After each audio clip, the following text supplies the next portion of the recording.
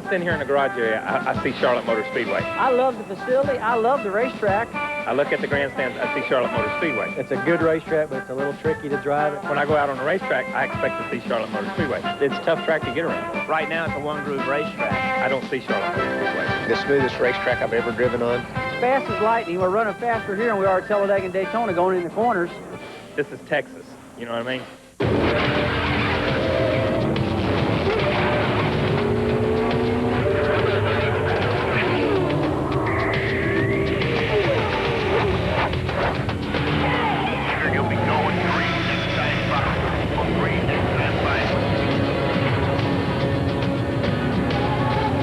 Hello, everyone. I'm John Curtin. Coming up on RPM tonight, rain washes out NASCAR qualifying at Texas until Saturday morning. Alex Zanardi is poised to make history this weekend in Australia, and we check in with the contenders for the NHRA's Big Bucks extravaganza this weekend. But first, great news for Ricky Craven. His condition was upgraded on Friday from serious to fair, and his injuries turned out to be not as serious as doctors had feared. In fact, Craven was moved from intensive care Friday into a private room and says he'd love to race this Sunday. KK, his wife, and I joked before we were allowed to go into ICU that we shouldn't bring up him driving, but I said, well, don't worry, I don't think he's going to want to. And I walked into ICU, and the first thing out of his mouth was, you think I can get this thing ready to run a couple of laps? And no, I don't think so, because the doctors are concerned about, you know, the knot on the head, but that seems to work itself out. The CAT scans have all proved negative this morning, and he seems to be doing good, but he's going to have a sore shoulder for quite a while. I talked to Terry this morning. He said it happened to him, and he said he won't feel good for about 3 to 4 weeks. So we got a little recuperation period. While the news on Craven was good, the weather wasn't. Rain pounded the speedway a good part of the day. And, of course, that gave some of the crewmen time to play a little ball in the garage area while the drivers tried to figure out this brand new racetrack. Bill Weber has that story. In 2 days here at Texas, teams have received limited track time because of the weather, but they have been doing a lot of bench racing. Drivers talking to their crews and drivers talking to other drivers about how they're going to get around this tough track in practice on Saturday and for 500 miles on Sunday. Well, the tendency of all the drivers, me included, is we're going to stay on the fastest lane. That'd be the bottom. There's no groove up there. We see what happens when somebody moves out. They're going to lose control of their car, you know, and until you get in race conditions and lap cars start to move around, and you know, they possibly could have put cones out there to try and get a second lane groove worked in and things like that. But I don't think you can come too wide off of 4 without having a lot of respect. Reminds me a lot of Darlington. You better respect turn 4.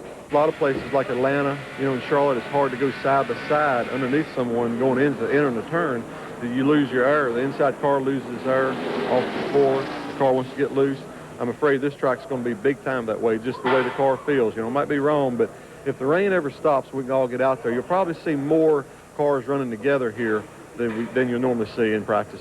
The Busch Series faces a huge challenge here on Saturday. 1 round of qualifying and limited practice time. I think we're fine. We did about a 40-lap run yesterday out here and to get ready for qualifying. So we do a lot of laps to get ready for qualifying, which helps our race setup, and I think it's fine. Would you have liked to see more rubber put down on the racetrack before your race? It's going to be the same for everybody. I'm sure that the groove would have been a little higher than it's going to be, but hey, you know, we can't control Mother Nature. We're just going to go out and do the best we can. No, you can't control Mother Nature, so weather permitting, the Winston Cup teams will practice for 30 minutes Saturday morning at 8:30 local time, then hold 1 round of qualifying at 9:30. 38 spots will be determined by time, with 4 provisionals and 1 former champions provisional available to fill up the field. Last year's Rookie of the Year on the kart PPG World Series is in good shape to write his name in the record books again this weekend. Alex Zanardi is on the provisional pole for Sunday's Indy Carnival Australia. If he can hang on through the second round, he'll set a new kart record of 6 consecutive poles. Zanardi was almost a second quicker than Christian Fittipaldi during first round qualifying on Friday. Fittipaldi's teammate Michael Andretti was 5th fastest on the day. Another great showing for that swift chassis. Jimmy Vasser won the pole and the race last year at Surfers Paradise. He was 6th fastest. A good run for Greg Moore in the 8th spot, while Bobby Rahal posted the 10th fastest lap, 102.018 miles an hour. Back to Andretti. He's going for his 2nd straight victory. Andretti brings his winning Swift chassis to the road course in Australia. but his memories of Surfers Paradise aren't favorable ones. In 1994, Andretti won with a new chassis, the Reynard. But besides that win, his highest finish was 9th place last season. The racetrack in Australia is a bit unique for a street circuit. For one, it's a very long lap. It's over 3 miles long. It's a track that has very long straightaways, and so horsepower obviously is important. And also the curbs are very unique in Australia. You need to use the curbs to go fast. The toughest part of the track is the brakes, you know, because we've got quite a few chicanes on straightaways, long straightaways, to break up the long straightaway because they're afraid we're going to go too quick. Jimmy Vasser lines up victory number 2 in the IndyCar. Last season, Jimmy Vasser dominated at Australia, leading 60 of the 65 laps. He returns this season with a nearly identical package. He's confident, but he knows it'll be tough to duplicate that feat. I suspect our setup will be pretty similar to last year's, but there's no guarantees. You know, it's there's been some changes, and the level of competition is getting so high that you know, it's not, you don't know if what we had last year is good enough this year. Now, because they're in Australia, second-round qualifying should get underway in a couple of hours. Paul Tracy led the way for the Penske team with the 11th fastest lap during first-round qualifying. Then it's the two Lolas of teammates Adrian Fernandez and Andre Ribeiro. Alonso Jr. was 15th fastest with the lap at 101.435 miles an hour, some 3 miles an hour behind Zanardi. Looking further back is Raul Boisel in the 17th spot, 101.064. Patrick Carpentier was 21st fastest, Richie Hearn 22nd. Coming up on RPM tonight, Dale Jarrett's been on top of the world, but he's having some trouble figuring out the Texas Motor Speedway. And top fuel points leader Joe Amato looks to pocket some big bucks this weekend. RPM Tonight is being brought to you by Radio Shack. You've got questions, we've got answers. Joe Amato took over the top fuel points lead when he won the Slick 50 Nationals at Houston. This weekend, he's in Rockingham, North Carolina for the Winston Invitational, a non-points big bucks event. And as always, Dave McClelland is on the scene. John, there is one thing that interests racers, I don't care what kind of motorsports you're involved in, and that is money. And there is a huge amount posted here at the Winston Invitational at Rockingham. It's attracted every great racer in the sport, including the most recent top fuel winner, Joe Amato. $100,000 payday wouldn't be bad. No, Dave, you know, that's the most money we've ever raced for on the NHRA circuit for a single event win. It's going to be a tough race. It's an 8-car show, and the track's probably going to be a little hot and a little slippery. But Jimmy Proc's really got this car tuned up right now, and our Keystone Key Parts car would love to get it in the winner's circle. You have had great success this season performance-wise. In testing, you ran real good right after Houston. Well, we've really been on a roll since the last couple races last year. We won the Winston final race, and we've been really doing good. We've got both ends of the national record. We've run almost 320 mile an hour in testing with Billy Walsh driving. So needless to say, Jimmy Proc and the whole team are doing such a good job. This car is really consistent right now and fast, and it's a lot of fun to drive. I have used the phrase, arguably the best top fuel racer in the world, Joe Amato, because of 5 Winston championships. Can this be the year for number 6? Well, thank you for the accolades, but we'd love to do that. You know, Joe Amato likes nothing better than to race and have a fast car and win. But it's a tough race out here all year. You got 23 races, including this Winston Invitational, and there's a lot of good racers and good teams. But we got a good car and a good team, and we're going to go out and have a lot of fun, and we'll hopefully get us number 6. Who do you pick as your toughest competitor here in this 8-car show? Well, you know, in an 8-car show, first round is tough and second round gets real tough, but it depends on who can hook up to the track. The track here is going to be a little different until we get qualifying. You know, Bernstein's been the world champion last year. He's the main guy, but there's 10 other guys out here that can whip our butt and send us home any day. Well, we hope it doesn't happen. Maybe you'll be a winner for 2 weeks in a row. Well, we'd love nothing more than that, trust me. John, back to you. Thanks, Dave. Dale Jarrett heads into Texas on an amazing hot streak. He's led more laps this season than all the other drivers combined. He's currently leading the NASCAR Winston Cup point standings, and he's standing by with Bill Weber. Well, Dale Jarrett comes here to Texas after 2 wins in a row, and I know you're happy with that. You'd obviously like to make it 3 in a row, I bet. Well, we certainly would. We realize that's a tall order to fill, but it should be a great race here, and same race car we won the 2 with, so we have that much going for us. How was your car in practice, Dale? The car's probably better than the driver, getting used to this place. I think that we realized after a while of practice that we should have been down here testing, but, we thought that I could get enough experience with it with the Busch car, but these guys found a lot of things after they came here and ran some, and it just took time to build up. You're going awful fast around here. The groove is finally widened out some, so that allows you to run a little bit harder. So we got better and better, and I think by race time we'll be okay. What's been the toughest part of this track for you drivers? I think for me, getting into turn one is the hardest part. I just haven't been comfortable there until late in the practice session. I finally got it to where I felt like I was getting in there. I couldn't figure where these guys were beating me as bad as they were beating me, but I realize now you can get in there harder. We just had to do some things with the car, work on the car. The racetrack's calling for something a little bit different for this race car, and it just took me a while. And on top of the points still, I know you don't want to talk about that, but you'll keep collecting them. Well, we'll keep going, and hopefully we can continue to talk about being on top. That's where we want to be, and we realize that we can't fall behind. We got behind at Daytona and caught up pretty quickly, and now we need to just continue doing what we've been doing. Okay, Dale Jarrett on top of the points. He's run every lap so far this season, going for 3 in a row here on Sunday. When we come back, we look into Tom Higgins' rearview mirror at some of Buddy Baker's exciting runs in Texas. This Sunday, Bruton Smith's new jewel of a racetrack takes center stage just outside of Fort Worth, Texas. While the track itself is brand new, NASCAR Winston Cup racing in the Lone Star State is not. Tom Higgins, along with some help from former driver Buddy Baker, take a look back at the Texas track NASCAR used to call home.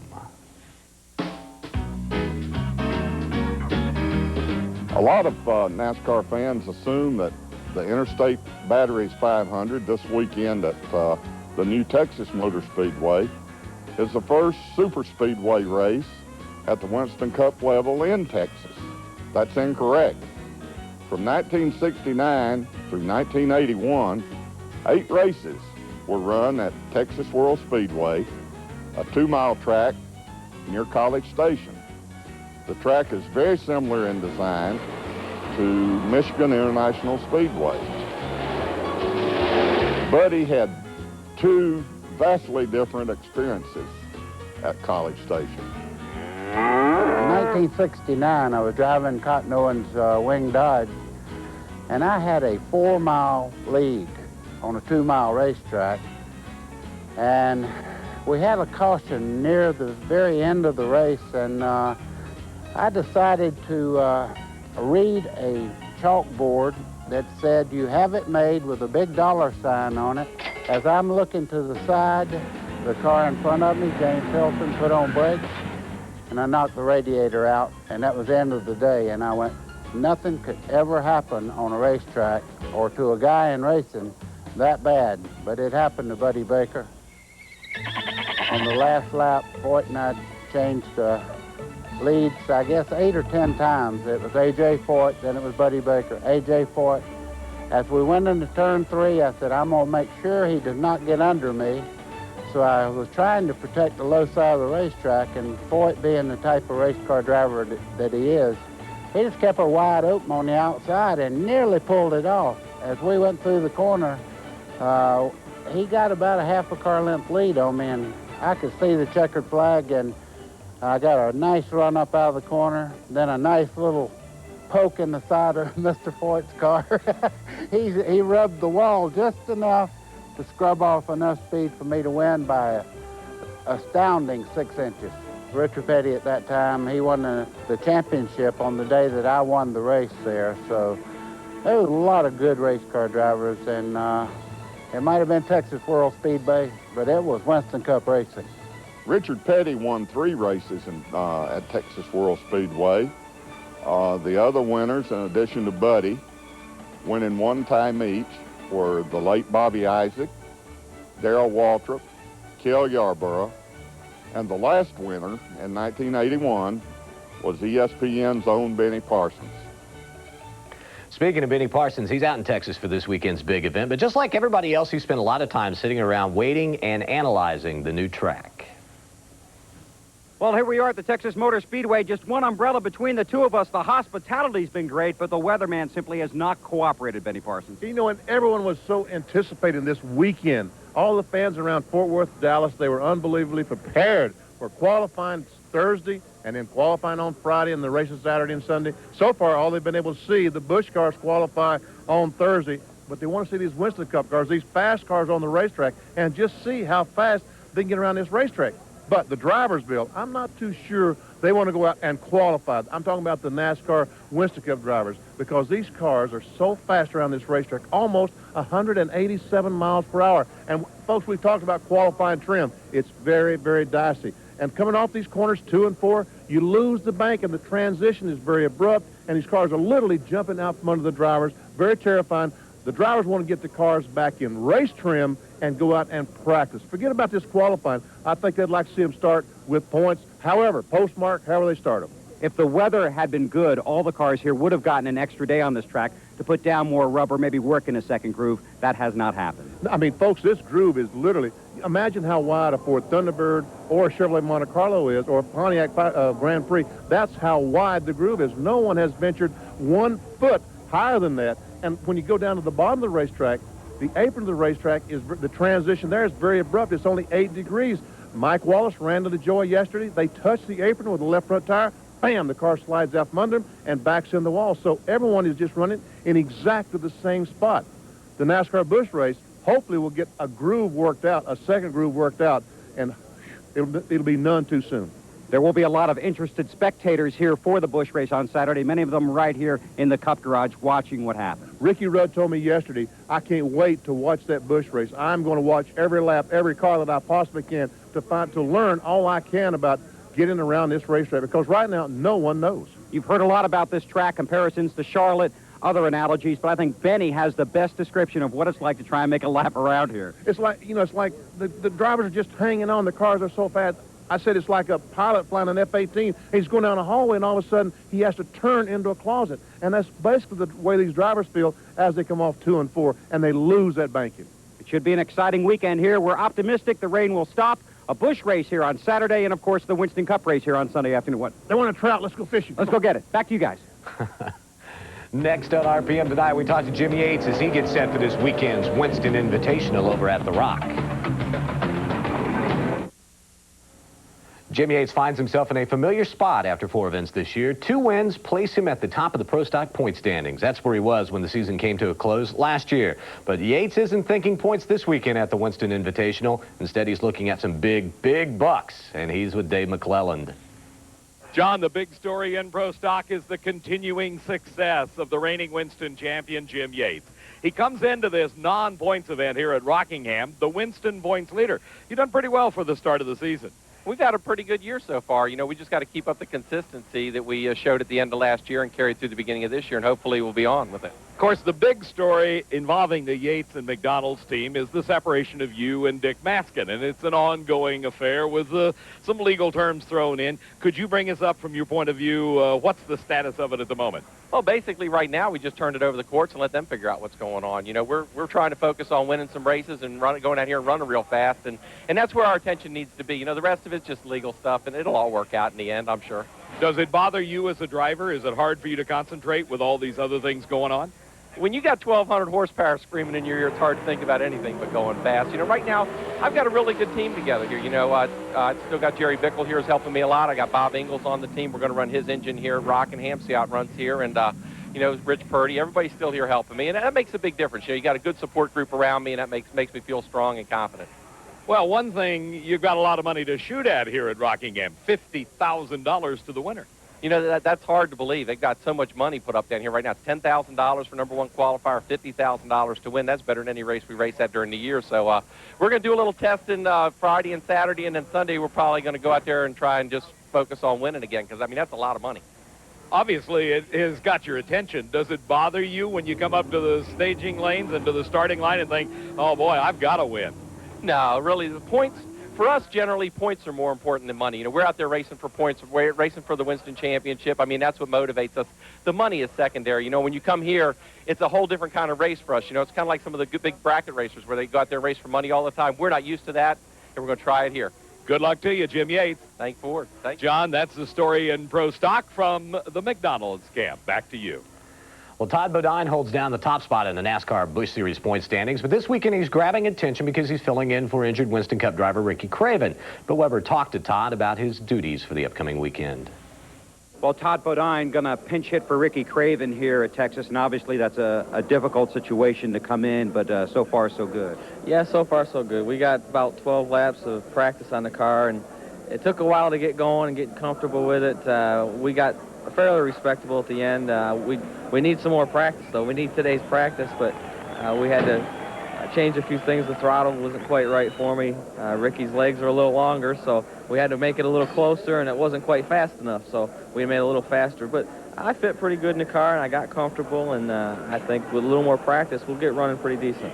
Obviously, you also changed the steering wheel in the car and some cushioning in the seat. Yeah, we had to cushion the seat a little bit, get me a little closer to the pedals and steering wheel, and a little bit higher up. You know, Ricky's a little bigger, and but the steering wheel itself, I just like a little smaller steering wheel than Rick does. So just a few odds and ends. You know, I practiced, basically got in through a few pads in the seat and got in practice yesterday. So we just try to get a little more comfortable. You know, 500 miles is a long way to go, so you got to get comfortable. And 300 miles here on Saturday in the Busch car, perhaps with no real race-type practice, Todd. Yeah, that's going to hurt a little bit. We only practiced about 15 laps yesterday on the Busch car. It was good right off the truck. Somehow we lost some time qualifying. We don't know how, but we were fast, and the car was pretty good. So I would rather get some practice, being that it's a new racetrack, and the rains washed all the rubber off and changed a little bit. So, you know, not getting the practice is going to hurt us a little bit. But the Stanley Pontiac's been pretty consistent all year. We haven't really been dominant like we'd like to be, but it's been consistent to all top 10 so far, and that's what's got us the points lead. So, you know, if we can't get more practice, we'll just do the best we can like we have been. Okay, Todd Bodine in the Stanley Pontiac on Saturday, and in the Ricky Craven's Budweiser Chevy here on Sunday. Bodine filled in for Bill Elliott last year when he was injured, and that's the subject of Friday's Radio Shack Fast Facts.